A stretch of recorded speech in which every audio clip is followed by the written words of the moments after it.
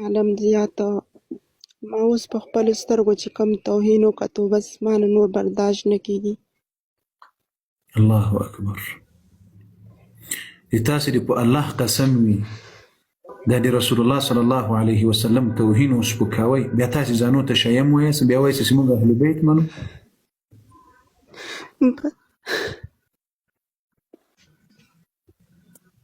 الله اکبر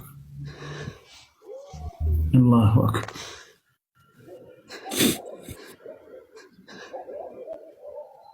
بس دې نه موږ ته پته لګي چې موږ په غلط یو.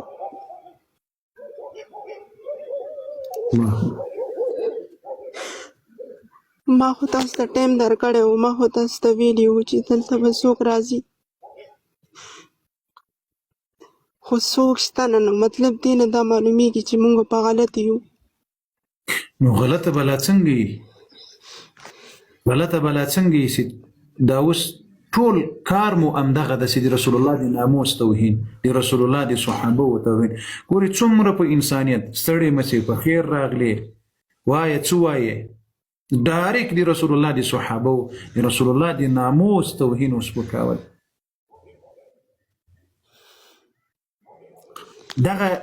دغه مذهب به بیا تاسو ته نجات درکړي. په دغه مذهب کې ته په کوم څه په دغه مذهب کې پاته یې وخورې. بس دې نه دا معلومیږي چې موږ په کار دی چې موږ نجات وکړو دې نه بس. الله اکبر الله اکبر. قاری صاحب سلام ستاسو ته ستاسو د غټې حوصلې ته چې تاسو په څه طریقه دې سره تا دې په الله په ذات قسم یې ته شی یې که نه ته دا وایې چې ما دې د الله په ذات قسم یې زما دې په الله په ذات قسم ته شی یې نو څه ضرورت لري چې په دغه باطلو خلقو د باطل مذهب کې د شپې ورځې تېروي. که دا اوس مرګ درته راغلل په داسې مذهب کې په ورځ قیامت په محمد رسول الله ته بیا په کومو سترګو ګوري؟ اهل بیتو ته په ورځ قیامت په کومو سترګو ګوري؟ د رسول الله بیبیانو ته د رسول الله صلی الله علیه وسلم هغه بیبیانو ته په کومو سترګو ګوري؟ که رسول الله درته وي چې د ما د عزت توهین مو کول د ما د بیبیانو د ما د ناموس توهین مو کول اوس د ما شفاعت غواړئ؟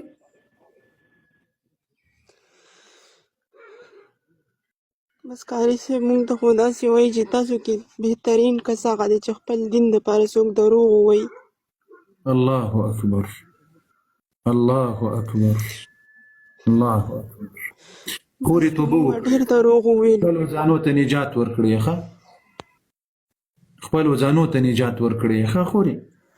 خپل آخرت ته بس نجات. زما د آخري ورځ دی زه ځکه راغلی یم بس زه نور په دې ګندګي کې ژوند نه غواړم بس دی. الله اکبر. وایه را سره که رښتیا د اهل بیتو د رسول الله صلی الله علیه وسلم امتی او د اهل بیتو د صحیح عقیدې پیروي کوي او د دوی حقیقي عقیده قبلوي وایه چې زه له داسې عقیدې بېزاره یم چې د اهل بیتو په نامه باندې تجارت کوي. وایه زه د داسې عقیدې بېزاره یم چې اهل بیتو په نامه باندې دوکې کوي په نومه باندې دوکې کوي. زه له داسې عقیدې بېزاره یم چې د رسول الله د صحابه و توهین کوي. زه د داسې عقیدې بېزاره یم چې صحابه و څوک توهین کوي او د امهات المؤمنینو څوک توهین کوي او امهات المؤمنینو څوک توهین کوي. زه له داسې عقیدې بېزاره یم چې قرآن ته تحریف سوی کتاب وایي. زه د داسې عقیدې بېزاره یم چې قرآن ته تحریف سوی کتاب وایي. الله اکبر الله اکبر. الله دې استقامت در نصیب کړي. الله دې تا ته او دې تا کورنۍ ته او دې تاسې په لاسونو باندې نورو ته ډېر هدایت دې رب العالمین جل وعلا ور نصیب کړي. صحیح ده؟ آمین. قاري صاحب یو تپوس وبله زما یو هلک خوښ شوی دی زه خو اوس هغې څه تللی شم که نه مور پلار خو ماته څه ګناه خو نشته که نه. تاسې کوشش وکړئ د موږ پښتانه خو داسې خلق دي دا خبرې تاسو دلته مه کوئ. دا خبرې تاسو ته بیا ضرر پېښوي بیا تاوان درته پېښوي. دا خبرې هغه تاسو خاصې لګیا دی هغه خو ګورم زه خو ما دې وجې ستاسو بیان کتلی و هغه جینۍ تا ته کال کړی و هغه خو مخکې تللی و یو ځای ته تللی و بیا یې ما ته دا خبره کړې وه چې زه په همدغه خاطر باندې تللی وم نو تاسې تر خپل وسه پورې خپل ځان عزت مو ساتئ د ځان خیال مو ساتئ مور و پلار سره مو هم تیزي مه کوئ مور و پلار ته مو ووایاست چې مور و پلاره په دغسې دا اوس څه شي دي چې تاسې ورته ژوند پکې کوئ په داسې خرافاتو کې په داسې شرکیاتو کې په داسې نورو شیانو کې کوشش وکړي چې ته اوس خپل مور و پلار هم د خیر سبب جوړه سي ته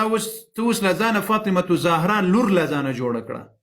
ته اوس له ځانه د اهل بیتو بچی له ځانه جوړه کړه ته له ځانه اوس د رسول الله د بیبیانو د امهات المؤمنینو بچی له ځانه جوړه کړه ښه اخلاق دی وکړه ښه انسانیت دی له مور سره وکړه له پلار سره دی وکړه له کورنۍ سره دی وکړه ځوان او پلانو دا پرېږده دې کې کومه ګټه په در نه خوري درته الله جل وعلا به بیا وروسته تا ته ژوند درکوي ښه په ارامه په تلواره کې فیصله مه کوئ دا دې تاسې په ژوند په تاوان درته تمامیږي خپلې مور ته دې تشویق یې کړه خپل پلار دې تشویق کړه دین ته د رسول الله صلی الله علیه وسلم د حقیقي اهل بیتو په طرف کې تو غواړې چې مور پلار دې جنت ته در سره ولاړ شي ورځ د قیامت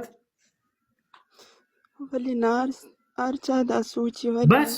همدغه کار دی په خپل کور کې کوه ژوند دې کوه زندګي دې کوه مور ته دې دعوت ورکړه چې مورې الحمدلله ته خو په بعضې شیانو پوهېږې هغې ته ووایه چې د دې حقیقت درکړه دا خرافات دي دا ټول شرکیات دي دا قرآن دغسې وایي پیغمبر علیه السلام دغسې وایي اهل بیت دغسې وایي ښه الله دې توفیق در نصیب کړي ته اوس نور کار باید وکړې نور خدمت باید وکړې له ځانه چې یو حقیقي د اهل بیتو منونکي باید ته له ځانه جوړه کړې او خپل کورنۍ را دعوت کړي د اهل بیتو د ایمان او د عقیدې او د اسلام په طرف د محمد رسول الله صلی الله علیه وسلم په طرف باندې ته پوهېږې دا اوس ګوره د تاسو په مخ کې 4-5 وارې دا د تاسې دغه د باډه چنار مشرکین راغلل چې عایشې رضی الله عنها کنځلې وکړلې ته پوهېږې امام باقر علیه السلام یوه لور درلودله چې نوم یې ورباندې عایشه رضی الله عنها ایښی و الله اکبر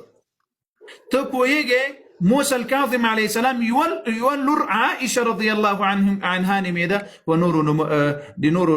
لورانو پنمونو کې وم امام دي دا څلرم پنځم امام دی خپل لور باندې نوم دی عائشه رضی الله عنها دی دا دی ظالم زمن اوس راځي نه پوهېږم چې کومې عائشه دی امام باقر علیه السلام لور ته کنځا وکړله او کې دی امام موسی الکاظم علیه السلام لور ته کنځا وکړله او کې دی رسول الله صلی الله علیه وسلم بیبي ته کنځا وکړله زه اوس په دې کې شکمن یم یعنی چې عائشه ته کنځا وکړه خو د امامانو لورانو ته هم کنځاوي وکړلې نه قاري صاحب ما په دې ډېره سټډي وکړله الله اکبر نو چې کوم مذهب دی هغه خپل کتاب شته نبی شته الله اکبر زمونږ نه نبی شته نه کتاب شته دی او قرآن مجید کې ځان ته چې کوم ایدیار څه جوړ کړي دي ځان یې خپل کتابونه جوړ کړي دي او هغه کې مونږ ته ځان نه خبرې دوی لیکلي دي او په مونږ یې مني الله دې توفیق در نصیب کړي الله مو ملسه خدای دې نورم توفیق در نصیب کړي چې حقیقت کو سي ولټيږي او حقیقت در کړی الله مو ملسه خدای مو ملسه بس قاری صاحب الله مو ملسه الله دې نورم ټول ته حقیقت څرګند کړي الله دې نور ته حقیقت معلوم کړي الله